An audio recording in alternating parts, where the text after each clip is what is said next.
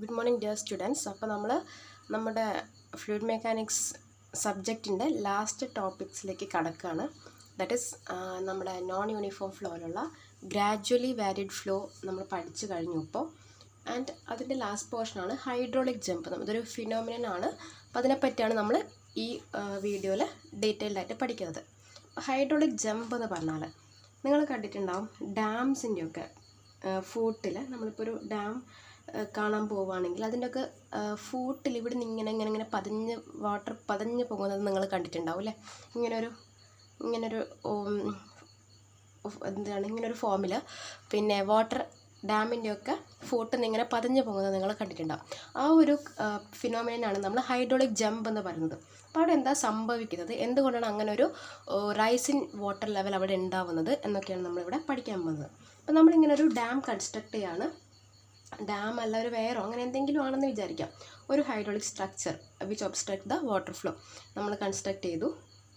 അങ്ങനെയാണെങ്കിൽ ഇവിടെ നിന്ന് ഇങ്ങനെ വാട്ടർ ഫ്ലോ ചെയ്ത് ഇതെങ്ങനെ ഇവിടത്തേക്ക് വീണു അല്ലേ? അപ്പോൾ ഇവിടത്തേക്ക് വീഴുമ്പോൾ ഇത്രയും ഡെപ്ത് ഉണ്ടായിരുന്ന വാട്ടറിന് പെട്ടെന്ന് ഇവിടത്തേക്ക് വരുമ്പോഴത്തേക്ക് ഡെപ്ത് വല്ലാണ്ട് കുറഞ്ഞു അല്ലേ?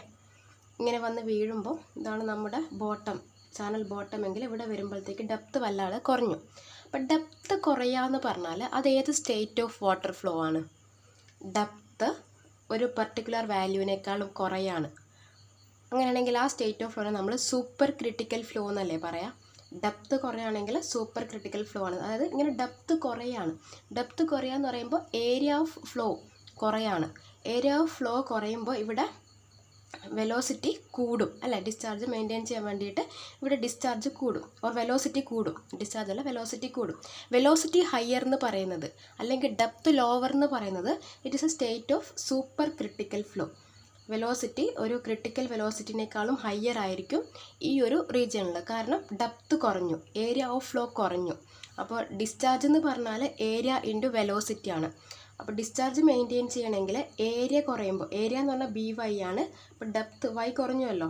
അപ്പോൾ ഏരിയ കുറഞ്ഞു. ഏരിയ കുറഞ്ഞാൽ നമുക്ക് ഈ Q കോൺസ്റ്റൻ്റ് മെയിൻറ്റെയിൻ ചെയ്യണമെങ്കിൽ വെലോസിറ്റി ഇൻക്രീസ് ആവും. ഈ ഒരു റീജിയണിൽ വെലോസിറ്റി ഇൻക്രീസ് ആവുന്ന ഫ്ലോനെ നമ്മൾ സൂപ്പർ ക്രിട്ടിക്കൽ ഫ്ലോ എന്നാണ് പറയാം.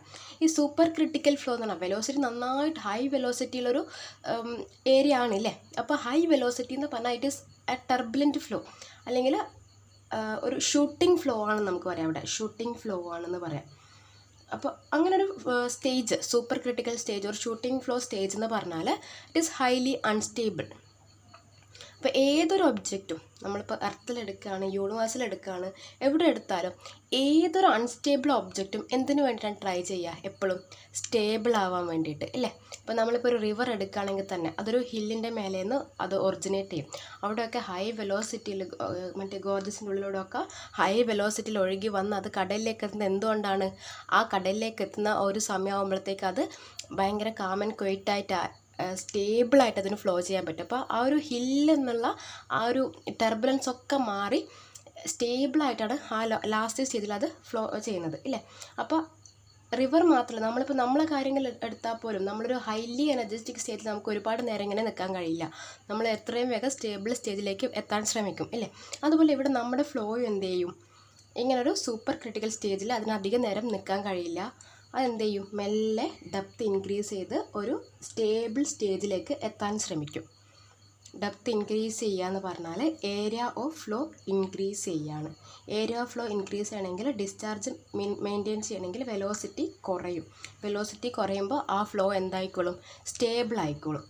ആൻഡ് ഇവിടെ ഫ്ലോ എന്താ സ്റ്റേബിൾ ആവുക എന്ന് പറഞ്ഞാൽ അതൊരു സബ് ക്രിട്ടിക്കൽ, വെലോസിറ്റി കുറഞ്ഞല്ലോ, അപ്പോൾ അതൊരു സബ് ക്രിട്ടിക്കൽ സ്റ്റേജിലേക്ക് വരികയാണ്. സബ് ക്രിട്ടിക്കൽ സ്റ്റേജിലേക്ക്, അല്ലെങ്കിൽ അതിനെ നമുക്ക് ട്രാൻക്വിൽ ഓർ സ്ട്രീമിംഗ് ഫ്ലോ എന്നൊക്കെ പറയാം. ട്രാൻക്വിൽ ഫ്ലോ അല്ലെങ്കിൽ സ്ട്രീമിംഗ് ഫ്ലോ എന്നൊക്കെ പറയാം. അപ്പോൾ ഇങ്ങനെ ഈ കുറഞ്ഞ ഡെപ്തിൽ നിന്ന് കൂടിയ ഡെപ്തിലേക്ക് ഫ്ലോ ചേഞ്ച് ചെയ്യുന്ന ആ ഒരു ഫിനോമിനനെയാണ് നമ്മൾ ഹൈഡ്രോളിക് ജമ്പ് എന്ന് പറയുന്നത്. So we can define hydraulic jump as transition of a supercritical or shooting flow to an stable subcritical stage, or we can define it as it is the transition of a unstable supercritical shooting flow to a stable subcritical triangle or streaming flow. അങ്ങനെ ഒരു unstable സ്റ്റേജിൽ നിന്ന് stable സ്റ്റേജിലേക്ക് എത്താൻ വേണ്ടി river അത് സ്വന്തമായിട്ട് സെൽഫായിട്ട് അതിൻ്റെ ഡെപ്ത് അഡ്ജസ്റ്റ് ചെയ്ത് സ്റ്റേബിൾ സ്റ്റേറ്റിലേക്ക് എത്തുന്ന ആ ഒരു ഫിനോമിനെയാണ് നമ്മൾ ഹൈഡ്രോളിക് ജമ്പ് എന്ന് പറയുന്നത്. അതുകൊണ്ടാണ് ഇങ്ങനെ ഒരു ഫിനോമിനൻ ഒക്കർ ചെയ്യുന്നതുകൊണ്ടാണ് നമ്മൾ ഡാമിൻ്റെ അടിയിലൊക്കെ ഡാമിൻ്റെ ഇവിടെ നിന്ന് ഇങ്ങനെ വന്ന് വീണ് വെള്ളം ഒരു ലോവർ ലെവലിലേക്ക് എത്തി. അപ്പോൾ പെട്ടെന്ന് അതിനെന്ത് ചെയ്യണം, അതിൻ്റെ ഡെപ്ത് ഇൻക്രീസ് ചെയ്യണം. അപ്പോൾ അതിങ്ങനെ ഇങ്ങനെ ഇങ്ങനെ പതിഞ്ഞ് പൊങ്ങി ഒരു സ്റ്റേബിൾ സ്റ്റേജിലേക്ക് എത്തും. ഓക്കെ, അതുകൊണ്ടാണ് നമ്മൾ ആ ഒരു ഡാമിൻ്റെ ഫുട്ടിലൊക്കെ കാണുന്ന ആ ഒരു ഫിനോമിനാണ് ഈ ഹൈഡ്രോളിക് ജമ്പ് എന്ന് പറയുന്നത്. ഡാം തന്നെ വേണമെന്നൊന്നുമില്ല. മഴക്കാലത്ത് നമ്മളിങ്ങനെ നോക്കുകയാണെങ്കിൽ ജസ്റ്റ് ഇവിടെ നമ്മൾ ഫ്ലോ ഇങ്ങനെ ഒരു ഇടവഴിയിലൂടെ വെള്ളം പോവുകയാണെന്ന് വിചാരിക്കാം. ഇവിടെ എന്തെങ്കിലും ഒരു ഒബ്സ്ട്രക്ഷൻ, ഒരു മരത്തടി എങ്ങാണ്ട് കിടക്കുന്നുണ്ടെങ്കിൽ ഇതിൻ്റെ മുകളിൽ കൂടെ ഇത് വെള്ളം താഴേക്ക് വീണാൽ ഇവിടെയും നമുക്ക് ആ ഒരു പതിഞ്ഞു പോകുന്നത് കാണാം. അതൊക്കെ ഹൈഡ്രോളിക് ജമ്പാണ്. നമുക്കിതിൽ പഠിക്കാനുള്ളത്, നമുക്ക് ഈ ഹൈഡ്രോളിക് ജമ്പിൻ്റെ ഡെപ്തിനുള്ള എക്സ്പ്രഷൻ കണ്ടുപിടിക്കണം. ഡെപ്ത് ഓഫ് ഹൈഡ്രോളിക് ജമ്പ് എന്ന് പറഞ്ഞാൽ ഈ സ്റ്റേബിളായി നിൽക്കുമ്പോഴുള്ള ഈ ഒരു ഡെപ്തും അൺസ്റ്റേബിളായി നിൽക്കുമ്പോഴുള്ള ഈ ഒരു ഡെപ്തും തമ്മിലുള്ള ഡിഫറൻസിനാണ് നമ്മൾ ഡെപ്ത് ഓഫ് ഹൈഡ്രോളിക് ജമ്പ് എന്ന് പറയുന്നത്. പിന്നെ നമുക്ക് ഇതൊരു എനർജി ലോസ് പ്രോസസ്സാണ്. കാരണം എന്താ, അൺസ്റ്റേബിൾ സ്റ്റേറ്റിൽ നിന്ന് ഹൈ എനർജിയിൽ അൺസ്റ്റേബിൾ സ്റ്റേറ്റിൽ നിന്ന് എനർജിയൊക്കെ ഡെസിപ്പേറ്റ് ചെയ്തിട്ടാണ് എന്ത് ചെയ്യുന്നത്, ഇതൊരു സ്റ്റേബിൾ സ്റ്റേജിലേക്ക് എത്തുന്നത്. അപ്പോൾ അതൊരു എനർജി ലോസ് പ്രോസസ്സും കൂടിയാണ്. അപ്പോൾ എത്ര എമൗണ്ട് ഓഫ് എനർജി ഇവിടെ ലോസ് ആവുന്നുണ്ട് എന്നുള്ളത് കണ്ടുപിടിക്കണം. And also length of hydraulic jump, എത്ര ലെങ്ത്ത് കൊണ്ടാണ് ഇതൊരു സ്റ്റേബിൾ ഫോമിലേക്ക് എത്തുന്നത്. ഇത്രയും കാര്യങ്ങളാണ് നമുക്ക് ഈ ഹൈഡ്രോളിക് ജമ്പിൽ പഠിക്കാനുള്ളത്. അപ്പോൾ നമുക്ക് ഈ ഡെപ്തൊക്കെ കണ്ടുപിടിക്കണമെങ്കിൽ നമുക്ക് 3 അസംഷൻസ് ഉണ്ട്. അസംഷൻ എന്തൊക്കെയാണെന്ന് പറഞ്ഞാൽ, ഒന്ന് flow is uniform, flow uniform ആണ്. And pressure distribution is due to hydrostatic force only. Pressure distribution എഴുതിയെടുത്താൽ മതി നിങ്ങൾ. Pressure distribution is due to hydrostatic force only. അതായത് വേറെ ഫോഴ്സസ് ഒന്നും ഇതിൽ വരുന്നില്ല, വാട്ടറിൻ്റെ എഫക്റ്റ് മാത്രം, സ്റ്റാറ്റിക് എഫക്റ്റ് മാത്രമേ ഇതിൽ പ്രഷർ എന്ന് പറയാനുള്ളൂ. വേറെ എക്സ്റ്റേണൽ ഫോഴ്സസ് ഒന്നും നമ്മൾ കൺസിഡർ ചെയ്യുന്നില്ല. ആൻഡ് രണ്ടാമത്തെ അസംഷൻ എന്താണെന്ന് വെച്ചാൽ, frictional losses on the bed, frictional losses on the bed is negligible, frictional losses are negligible. And മൂന്നാമത്തെ അസംഷൻ എന്താണെന്ന് വെച്ചാൽ, ഇതിൻ്റെ slope of channel is small. അങ്ങനെ പറയാനുള്ള കാരണം, slope of channel is small എന്ന് എടുക്കാനുള്ള റീസൺ എന്താണെന്ന് വെച്ചാൽ, നമുക്കിവിടെ വെയ്റ്റിൻ്റെ ഒരു കോമ്പണൻറ്റ്, ഇപ്പോൾ നല്ല സ്ലോപ്പ് ഉണ്ടെങ്കിൽ വാട്ടറിൻ്റെ വെയിറ്റ് ഇങ്ങനെ വരികയാണെങ്കിൽ അതിന് ഈ സ്ലോപ്പിൻ്റെ ഡയറക്ഷനിൽ ഒരു കോമ്പണൻ്റ് ഉണ്ടാവും. അത് ഈ ഒരു ആംഗിളിൻ്റെ ഫംഗ്ഷൻ ആയിരിക്കും. അപ്പോൾ ഈ ആംഗിൾ ചെറുതാണെങ്കിൽ നമുക്ക് ആ ഒരു വെയ്റ്റിൻ്റെ കോമ്പണൻറ്റിനെ നമുക്ക് നെഗ്ലക്റ്റ് ചെയ്യാം. അതുകൊണ്ടാണ് നമ്മളിവിടെ ഒരു അസംഷൻ എടുക്കുന്നത്, slope of channel is small so that we can neglect the component of weight in the direction of flow. എന്നാണ് മൂന്നാമത്തെ അസംഷൻ. അപ്പോൾ ഈ ഒരു വെയിറ്റും കൂടെ എടുക്കുകയാണെങ്കിൽ നമ്മുടെ ഇക്വേഷൻ കോംപ്ലിക്കേറ്റഡ് ആവും. ആ ഒരു വെയിറ്റിൻ്റെ കോമ്പണൻറ്റിനെ ഒഴിവാക്കാൻ വേണ്ടി നമ്മൾ പറയുകയാണ് slope of channel is negligible so that we can neglect the component of weight in the direction of flow. ഇതാണ് 3 അസംഷൻ. ഒന്ന്, flow is uniform and pressure distribution is hydrostatic only, and frictional losses are negligible, and slope of channel is small. And now നമ്മൾ എന്ത് ചെയ്യുക, 2 section consider ചെയ്യുക. ഒരു section ഇവിടെ നമ്മൾ ആ ഡെപ്ത് കുറഞ്ഞ ഭാഗത്ത്, ആൻഡ് ഒരു സെക്ഷൻ ഇവിടെ ഡെപ്ത് കൂടിയ ഭാഗത്ത്. 2 സെക്ഷനാണ്. And y1 is the depth at section 1 and y2 is the depth at section 2, and v1 is the velocity at section 1 and v2 is the velocity at section 2. and ഇതിൽ വേറൊരു കാര്യം ഓർക്കേണ്ടത്, ഒരു കാര്യം കൂടെ പറയാം. a1 is the area of flow at section 1 and a2 is the area of flow at section 2. and നിങ്ങൾക്ക് അറിയാത്തൊരു term, z1 bar is the depth of centroid of area at section 11. depth of centroid of area at section 11. depth of centroid of area at section 11. and z2 is the depth of centroid of area at section 22. ഇത്രയാണ് നമ്മൾ ഇവിടെ അറിയേണ്ട parameters. ഇനി നമുക്കിതിൽ എന്തൊക്കെ forces consider ചെയ്തിട്ടാണ് നമ്മളിവിടെ hydraulic ജമ്പിൻ്റെ expression ഉണ്ടാക്കുന്നതെന്നാണ് പറയാൻ പോകുന്നത്. ഫോഴ്സസ് കൺസിഡേർഡ് ആർ, നമ്മളെ ബേസിക്, ഇത് ഈ ഫോഴ്സസ് എഴുതാൻ കാരണം നമ്മളെ ബേസിക്, നമ്മൾ എങ്ങനെയാണ് ഡെപ്ത് ഓഫ് ഫ്ലോ കണ്ടുപിടിക്കുന്നതെന്ന് വെച്ചാൽ, നമുക്ക് ഉള്ള ഇക്വേഷൻ ഫോഴ്സ് ഈ ഒരു നമ്മൾ കൺസിഡർ ചെയ്ത ആ സെക്ഷനിലുള്ള net force is equal to rate of change of momentum എന്നുള്ള ആ ഒരു പ്രിൻസിപ്പിൾ യൂസ് ചെയ്തിട്ടാണ് നമ്മൾ ഈ depth of flow or depth of hydraulic jump കണ്ടുപിടിക്കുന്നത്. അപ്പോൾ അതിന് വേണ്ടിയാണ് നമ്മളിവിടെ ഏതൊക്കെ ഫോഴ്സസ് ആണ് കൺസിഡർ ചെയ്യുന്നത് എന്നുള്ള കാര്യം ആദ്യം പറയുന്നത്. അപ്പോൾ നമ്മൾ കൺസിഡർ ചെയ്യുന്നത് 3 ഫോഴ്സസ് ആണ്. ഒന്ന് പ്രഷർ ഫോഴ്സ് അറ്റ് സെക്ഷൻ 1-1, ഇതിനെ നമ്മൾ P1 എന്ന് വിളിക്കാം, pressure force at section 1-1. And second one is pressure force at section 2-2, that is P2. Okay, then frictional force on the floor, and frictional force on the floor അത് നമ്മൾ negligible ആയിട്ടാണ് എടുക്കുക, negligible. അപ്പോൾ in effect നമുക്ക് 2 forces ഇവിടെ consider ചെയ്യേണ്ടുള്ളൂ. That is pressure force at section 1, that is P1, and pressure force at section 2, that is P2. ഇനി വരുന്നതാണ് ഒരു നമ്മൾ പ്രധാനപ്പെട്ട ഒരു കാര്യമാണ് assume unit width of channel. Assume unit width of channel. Assume unit width of channel എന്ന് പറഞ്ഞാൽ നമ്മൾ ഈ ചാനൽ എടുക്കുകയാണെങ്കിൽ ഈ ഒരു റിവർ ഇതിൻ്റെ സൈഡ് വ്യൂ അല്ലേ, ആക്ച്വലി ഇതിന് ഇങ്ങനെ ഈ ഒരു ഡയറക്ഷനിൽ ഒരു വിഡ്ത്തും കൂടെ ഉണ്ടാവുമല്ലോ.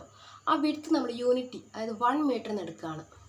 അങ്ങനെയാകുമ്പോൾ എന്തൊക്കെയാണ് ഉണ്ടാവുക ഇവിടെ ഏരിയ എന്ന് പറയുന്നത്, ഏരിയയുടെ ഇക്വേഷൻ B/Y1 ആണ് A1ൻ്റെ ഇക്വേഷൻ വരിക. പക്ഷേ വിഡ്ത്ത് നമ്മൾ 1 അസ്യൂം ചെയ്തിട്ടുണ്ട്. So A1 will be equal to Y1. അതേപോലെ A2 will be equal to Y2, കാരണം B ഇസ് 1 മീറ്റർ എന്ന് നമ്മൾ അസ്യൂം ചെയ്തു അല്ലേ.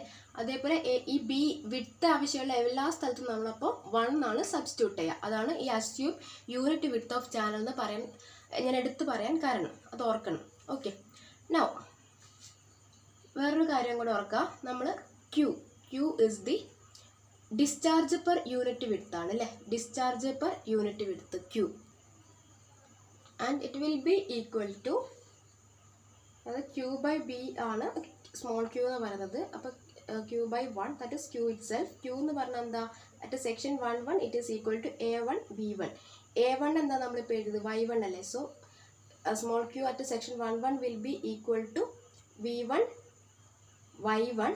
ആൻഡ് അതേപോലെ A2 V2 എടുക്കുകയാണെങ്കിൽ it will be equal to V2 Y2. And Q will be same at section 1 and 2 അല്ലേ. Continuity equation follow ചെയ്യണമെങ്കിൽ A1 V1 should be equal to A2 V2. അപ്പോൾ ഓർക്കുക Q is equal to V1 Y1 or V2 Y2. ഇത് നമുക്ക് ഇക്വേഷനിൽ substitute ചെയ്യാൻ ആവശ്യമുണ്ട്, അതുകൊണ്ടാണ് ഞാൻ ആദ്യം പറഞ്ഞു വെക്കുന്നത്. ഇനി നമ്മൾ ചെയ്യാൻ പോകുന്നത് ഈ പ്രഷർ ഫോഴ്സ് P1നും P2നും എക്സ്പ്രഷൻ ഉണ്ടാക്കും. എന്നിട്ട് ഈ P1ൻ്റെയും P2ൻ്റെയും റിസൾട്ടൻ്റ് ഫോഴ്സ് എന്താണെന്ന് എഴുതും. ആൻഡ് ആ resultant force will be equal to rate of change of momentum എന്ന് എഴുതും. And rate of change of മൊമെൻറ്റത്തിന് ഒരു ഇക്വേഷൻ ഉണ്ടാക്കും. അത് രണ്ടും കൂടെ ഇക്വേറ്റ് ചെയ്താൽ നമുക്ക് ഈ ഡെപ്ത് ഓഫ് ഹൈഡ്രോളിക് ജമ്പ് കിട്ടും. അപ്പോൾ ആദ്യം നമുക്ക് P1ൻ്റെ എക്സ്പ്രഷൻ എഴുതണം. Pressure force at 1, that is P1. Pressure force P1, pressure force P1, ഇതിനൊരു എക്സ്പ്രഷൻ ഉണ്ട്. Pressure force P1 is equal to rho g into A1 Z1. അപ്പോൾ Z1 എന്താണെന്നൊക്കെ നമ്മൾ നോക്കിയതാണ്. That is rho g into A1 is Y1 and Z1 നമ്മൾ സാധാരണ Y1/2 ആയിട്ടാണ് എടുക്കുന്നത്. ഡെപ്റ്റിൻ്റെ പകുതിയിലാണ് നമ്മൾ സെൻട്രോഡ് എടുക്കുക സാധാരണ. ഓക്കെ, അപ്പോൾ ഈ എക്സ്പ്രഷൻ എന്തായിട്ട് മാറും, rho g into Y1² എന്നായിട്ട് മാറും. ഇതേപോലെ തന്നെ P2നെ നമുക്ക് ചെയ്യാം. P2 is equal to rho g into A2 into Z2 എന്നാണ് വരിക. That is rho g into Y2 into Y2/2 എന്ന് വരും. അതായത് rho g into Y2² എന്ന് വരും. rho g into Y2² hydrostatic force or pressure force at hydrostatic force or pressure force at P2 is equal to rho g into Y2² എന്ന് കിട്ടും. Okay, now net force acting on the section. Net force acting on the section is equal to P2 minus P1. That is rho g into rho g into Y2² minus rho g into Y1² എന്ന് വരും ഇല്ലേ.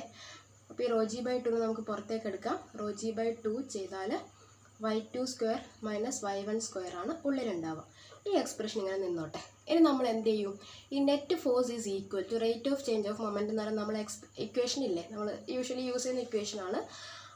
അപ്പോൾ ആ rate of change of momentum കണ്ടുപിടിച്ചിട്ട് ഈ net ഫോഴ്സിനെ അതിനോട് equate ചെയ്യിക്കാൻ പോവാണ്. അപ്പോൾ നമുക്ക് അടുത്തത് കണ്ടുപിടിക്കേണ്ടത് rate of change of momentum ആണ്.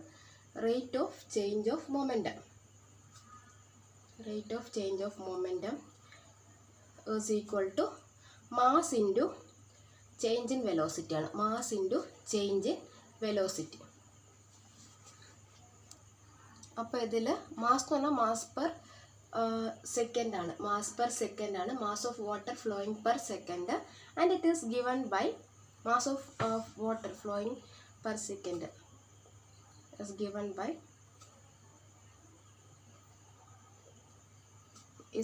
by rho into discharge per unit width, discharge per unit width into width, that is rho into discharge per unit width. നമ്മൾ വിളിച്ച പേരെന്തായിരുന്നു? Q ഇല്ലേ? ഇൻറ്റു വിഡ്ത്ത് എത്രയാണ് നമ്മളിവിടെ അസ്യൂം ചെയ്തത്? യൂണിറ്റി ആണ് അല്ലേ? അപ്പോൾ റോ ക്യൂ എന്ന് വരും. Mass rho Q meter cube per second, rho Q meter cube per second. Now നമുക്ക് എന്താ വേണ്ട? ചേഞ്ച് ഇൻ വെലോസിറ്റി വേണം. ചേഞ്ച് ഇൻ വെലോസിറ്റി എന്ന് പറഞ്ഞാൽ change in velocity is equal to V1 minus V2. അപ്പോൾ നമുക്ക് മാസ് കിട്ടി, ചേഞ്ച് ഇൻ വെലോസിറ്റി കിട്ടി. So rate of change of momentum is equal to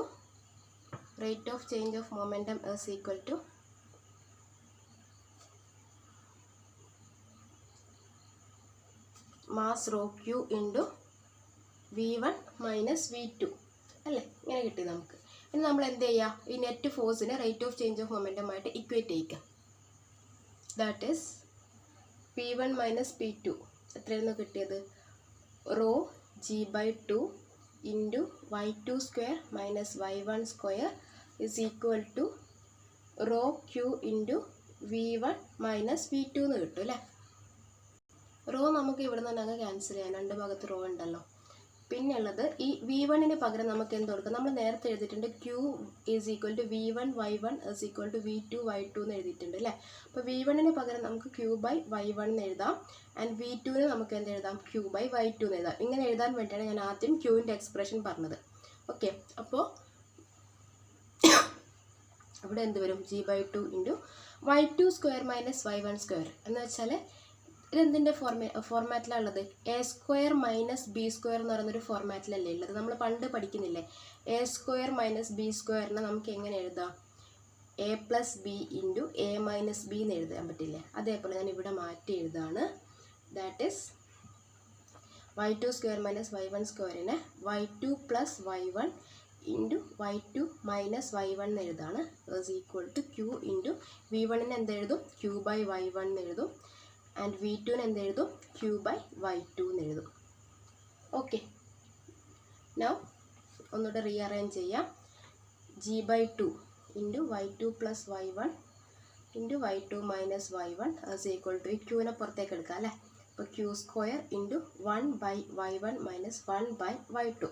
ഇനി 1 by y1 minus 1 by y2 ഞാൻ cross multiply ചെയ്യാൻ പോവാണ്. That is G/2 into y2 plus y1 into y2 minus y1 is equal to Q square into ഇതിനെ cross multiply ചെയ്താൽ നമുക്ക് എന്ത് കിട്ടും? y2 minus y1 divide by y1 y2 എന്ന് കിട്ടും. ഇവിടെയും y2 മൈനസ് y1 ഉണ്ട്, ഇവിടെയും y2 മൈനസ് y1 ഉണ്ട്. നമുക്ക് രണ്ടിനെയും ക്യാൻസൽ ചെയ്യാം. അപ്പോൾ നമ്മൾ എക്സ്പ്രഷൻ എന്ത് വരും? G/2 into y2 plus y1 is equal to Q square divide by y1 y2 എന്ന് കിട്ടും. और ഈ G/2 ഞാൻ ഈ സൈഡിലേക്ക് കൊണ്ടുപോകണം. That is y2 plus y1 is equal to ഈ y2 ഇപ്പുറത്തേക്ക് പോകുമ്പോൾ 2Q സ്ക്വയർ ബൈ G/y1/2 എന്ന് കിട്ടും. ഇനി ഞാൻ ഈ മൊത്തം എക്സ്പ്രഷനെ y2 കൊണ്ട് മൾട്ടിപ്ലൈ ചെയ്യാണ്, y2 കൊണ്ട്. അങ്ങനെ ആകുമ്പോൾ എനിക്കിവിടെ എന്തൊക്കെ വരും? ഈ ഒരു എക്സ്പ്രഷനെ y2 കൊണ്ട് മൾട്ടിപ്ലൈ ചെയ്താൽ y2 സ്ക്വയർ പ്ലസ് y1/2. ഇതിനെ ഞാൻ ഇപ്പുറത്തേക്ക് കൊണ്ടുവരാമെന്ന് വിചാരിക്കാം. ഇങ്ങോട്ടേക്ക് കൊണ്ടുവരാണെങ്കിൽ minus 2Q square by G Y one is equal to 0. ഇതൊരു ക്വാഡ്രാറ്റിക് ഇക്വേഷൻ ആണല്ലോ. y2ൻ്റെ ടേംസിലുള്ളൊരു ക്വാഡ്രാറ്റിക് ഇക്വേഷൻ ആണ്. അപ്പോൾ ഇതിൻ്റെ സൊല്യൂഷൻ വരിക y2 is equal to minus y1 by 2 plus or minus root of y1 square by 4 plus 2q square by g y1 എന്നാണ് വരിക. 2q square by g y1 ഇങ്ങനെയാണ് ഇതിൻ്റെ expression വരിക. അപ്പോൾ ഇവിടെ ഞാൻ പ്ലസ് ഓർ മൈനസിൽ ഇവിടെ മൈനസ് ആണ് കൺസിഡർ ചെയ്യുന്നതെങ്കിൽ ഈ എൻ്റെയർ y2 എന്ന് പറയുന്ന ടേം മൈനസ് ആയി പോവല്ലോ. അപ്പോൾ ഞാനിതിൻ്റെ പോസിറ്റീവ് എന്ന് പറയുന്ന സൈൻ മാത്രമേ കൺസിഡർ ചെയ്യുന്നുള്ളൂ. അപ്പോൾ y2ൻ്റെ എക്സ്പ്രഷൻ എന്ത് വരും? y2 is equal to y1 by 2 ആണ് കേട്ടോ. Minus y1 by 2 plus root of y1 square by 4 plus 2q square by g y1 എന്ന് വരും. അപ്പോൾ y2 കിട്ടിയാൽ നമുക്ക് y2 നിന്ന് y1 മൈനസ് ചെയ്താൽ ഡെപ്ത് ഓഫ് ഹൈഡ്രോളിക് ജമ്പ് കാണാം. മിക്കവാറും നിങ്ങൾക്ക് ക്വസ്റ്റ്യനിൽ y1 തരും, എന്നിട്ട് നിങ്ങളോട് പറയും ഡെപ്ത് ഓഫ് ഹൈഡ്രോളിക് ജമ്പ് കണ്ടുപിടിക്കാൻ. അപ്പം നിങ്ങൾ എന്ത് കണ്ടുപിടിക്കുക? y1 ഇതിൽ അപ്ലൈ ചെയ്തിട്ട് y2 കണ്ടുപിടിക്കുക. എന്നിട്ട് അപ്പോൾ നിങ്ങൾ വിചാരിക്കും മിക്കവാറും കേസിൽ പറ്റുന്നതാണ് y2 കണ്ടുപിടിച്ച് കഴിഞ്ഞാൽ നിങ്ങളെ പ്രോബ്ലം കഴിഞ്ഞു എന്ന് വിചാരിക്കും. പക്ഷേ അവർ ചോദിച്ചേക്കുന്നത് ഡെപ്ത് ഓഫ് ഹൈഡ്രോളിക് ജമ്പാണ്. അപ്പോൾ y2 ജസ്റ്റ് കണ്ടുപിടിച്ചാൽ പോരാ, y2 മൈനസ് y1 ചെയ്താലേ നിങ്ങളെ ആൻസർ കംപ്ലീറ്റ് ആവുള്ളൂ. അപ്പോൾ അത് ഓർക്കണം. ഇനി ഇങ്ങനൊരു ഈ ഒരു ഫോർമുല വേണമെങ്കിൽ നിങ്ങൾക്ക് ബോക്സിലാക്കി വെക്കാം. ഇനി ഞാൻ ഈ ക്യൂയ്ക്ക് പകരം v1 y1 എനിക്ക് കൊടുക്കാമല്ലോ. അങ്ങനെ ഒരു എക്സ്പ്രഷൻ ഇല്ലേ നമ്മളെ കയ്യിൽ, അതും കൂടെ ഒന്ന് സബ്സ്റ്റിറ്റ്യൂട്ട് ചെയ്യാം. y2 is equal to minus y1 by 2 plus root of y1 square by 4 plus 2q സ്ക്വയറിന് പകരം v1 y1 ഹോൾ സ്ക്വയറിന് കൊടുക്കുക ജി y1. അപ്പോൾ ഈ y1 ക്യാൻസൽ ആയിപ്പോൾ. അപ്പോൾ എക്സ്പ്രഷൻ എന്ത് വരും?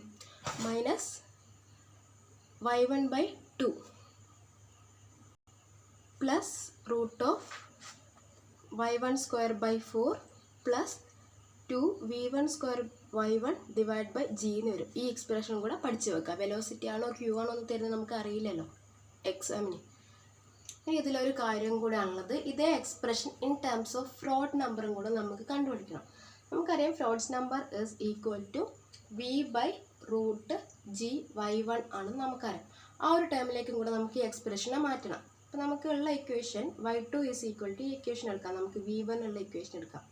Minus y1 by 2 plus root of y1 square by 4 plus 2v1 square y1 divided by g. ഈ എക്സ്പ്രഷനിൽ ഞാൻ ഈ റൂട്ടിൻ്റെ ഉള്ളിൽ നിന്ന് y1 സ്ക്വയർ ബൈ 4 ഞാൻ കോമൺ ആയിട്ട് പുറത്തേക്ക് എടുക്കുകയാണ്. പക്ഷേ ഈ ഒരു ടേമിൽ y1 സ്ക്വയർ ബൈ 4 ഇല്ലല്ലോ. അപ്പോൾ ഈ ഒരു ടേമിൽ y1 സ്ക്വയർ ബൈ 4 വരണമെങ്കിൽ നമുക്കിവിടെ ഒരു y1 കൂടെ വേണം, ആൻഡ് ഇവിടെ ഡിവൈഡ് ബൈ 4 വേണം. ഇങ്ങനെ ഞാനൊരു എക്സ്ട്രാ ടൈം കൊടുക്കുന്നുണ്ടെങ്കിൽ ഞാൻ എന്തും ചെയ്യണം, ഒരു 4/y1 കൂടെ കൊടുക്കണ്ടേ, എന്നാലല്ലേ ഈ എക്സ്പ്രഷനിലൊരു മാറ്റം ഇല്ലാണ്ടിരിക്കുള്ളൂ. അപ്പോൾ ഇങ്ങനെ ആക്കി. ഇനി y2 is equal to minus y1 by 2 plus ഈ റൂട്ടിൻ്റെ ഉള്ളിൽ ഞാൻ y1 സ്ക്വയർ ബൈ 4 പുറത്തേക്ക് എടുക്കുകയാണ്. ആ റൂട്ടിൻ്റെ ഉള്ളിൽ തന്നെ പുറത്തേക്ക് എടുക്കുകയാണ്. അതായത് y1 square by 4 into 1 plus, അപ്പോൾ ഈ y1 സ്ക്വയർ ബൈ 4 ഞാൻ പുറത്തേക്ക് എടുത്തു. അപ്പോൾ ബാക്കി ഇവിടെ എന്തൊക്കെയാണുള്ളത്? 4/y1 ഈ 2v1 സ്ക്വയർ ബൈ ജിയും. അപ്പോൾ 4 × 2 8. അപ്പോൾ 8v1 square by g y1 എന്ന് വരും. ഓക്കെ, ഇതിൽ നിങ്ങൾക്ക് എന്തെങ്കിലും തോന്നുന്നുണ്ടോ? ഈ ഫ്രോഡ്സ് നമ്പറിനെ നമുക്ക് സ്ക്വയർ എടുക്കാം. സ്ക്വയർ എടുത്താൽ എന്താ വരിക? ഇത് v1 ആണെന്ന് നോക്കുക. So v1 square by root വരില്ല, സ്ക്വയർ എടുത്താൽ ജി y1. ആ v1 square by g y1 നിങ്ങൾ എവിടെയും കാണുന്നുണ്ടോ? ഉണ്ടല്ലോ. ഇത് v1 square by g y1 ആണ് ഇല്ലേ? അപ്പോൾ ആ വാല്യൂ നമ്മൾ എന്ത് ചെയ്യുക? ഇവിടെ സബ്സ്റ്റിറ്റ്യൂട്ട് ചെയ്ത് കൊടുക്കുക.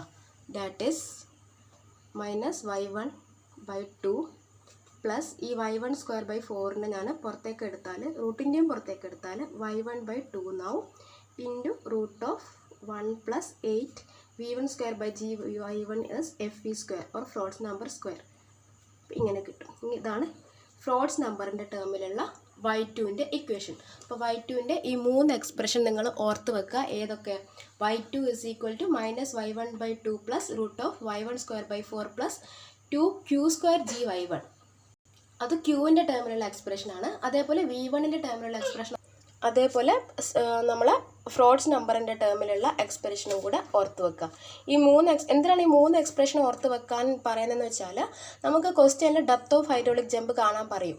അത് തരുന്ന വാല്യൂ, അവർ തരുന്ന വാല്യൂ ചിലപ്പോൾ ക്യൂവിൻ്റെ വാല്യൂ ആണ് തരിക, ചിലപ്പോൾ V1ൻ്റെ വാല്യൂ ആണ് തരിക, ചിലപ്പോൾ ഫ്രോഡ്സ് നമ്പറാണ് തരിക. അപ്പോൾ അത് ഏതെങ്കിലുമൊക്കെ സബ്സ്റ്റിറ്റ്യൂട്ട് ചെയ്തിട്ട് നമുക്ക് Y2 കണ്ടുപിടിക്കണം. എന്നിട്ട് എന്ത് ചെയ്യണം? Y2 മൈനസ് Y1, അത് ഓർത്ത് വെക്കണം എപ്പോഴും. Y2 മൈനസ് Y1 ചെയ്താൽ മാത്രമേ നമുക്ക് എന്ത് കണ്ടുപിടിക്കാൻ പറ്റുള്ളൂ? ഡെപ്ത് ഓഫ് ഹൈഡ്രോളിക് ജമ്പ് കണ്ടുപിടിക്കാൻ പറ്റുള്ളൂ. Y2 is only the depth at the down stream. ബാക്കി എനർജി ലോസും മറ്റു കാര്യങ്ങളും നമുക്ക് അടുത്ത ക്ലാസ്സിൽ ഡിസ്കസ് ചെയ്യാം.